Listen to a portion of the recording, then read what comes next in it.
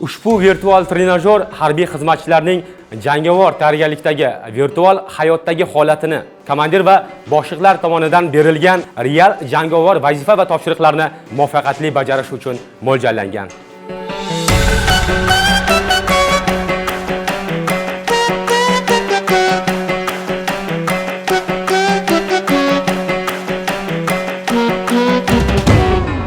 Ushbu trenajyorda quyidagi fanlarni ham virtual bajarish mumkin. Misol uchun, otish tayyorgarlik fanini ko'rsatadigan bo'lsak, harbiy xizmatchi to'g'ri mo'ljalga olish nishoni real holatga yaqinroq ko'rish imkoniyatini ko'rsatadi. Harbiy topografiya fanini oladigan bo'lsak, o'z joyini aniqlash, gorizont tomonlarni topish, orientirlash. Taktik tayyorgarlikdan esa harbiy xizmatchining jangda qanday harakatlanishini o'rgatadi. Harbiy tibbiy tayyorgarlikda harbiy xizmatchi sherigiga jang vaqtida qanday birinchi yordam ko'rsata olishi va shunga o'xshash imkoniyatlari mavjud. Shuningdek, ushbu qurilma axloqiy, ruhiy holatni jangovar vazifani bajarishda takomillashtirish, ya'ni jangovar vazifalarni bajarish uchun axloqiy, ruhiy holatni tayyorlash. Ushbu fanlarni ichiga olgan holda jangovar vazifalarni qanday bajarish haqida keng tasavvur ham qila oladi. Harbiy xizmatchilarni jismoniy, axloqiy, ruhiy holatni chiniqtirib takomillashtiradi.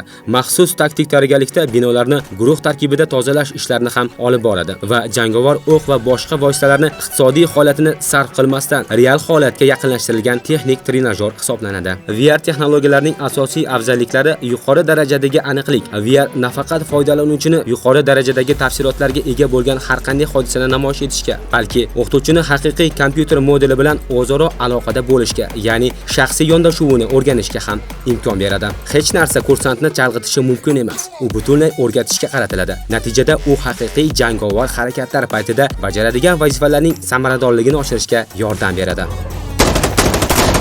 Demak, ushbu trenajyorning quyidagi imkoniyatlari mavjud. 360 gradus tasavvurda ko'ra oladigan VR ko'zoynak. Mana ko'rib turganlaringizdek, bu VR ko'zoynak va qo'l harakatlanishi uchun mo'ljallangan manipulyator moslama. Bu manipulyator moslama otish imkoniyatini beradi harbiy xizmatchiga. Bel muvozanatini saqlab turuvchi uskuna hamda harbiy xizmatchining xavfsizligini ta'minlovchi mana shunday moslamaga ega. Shuningdek, yugurish hamda yurish uchun, umuman olganda harakatlanish uchun mo'ljallangan mana shunday platforma mavjud.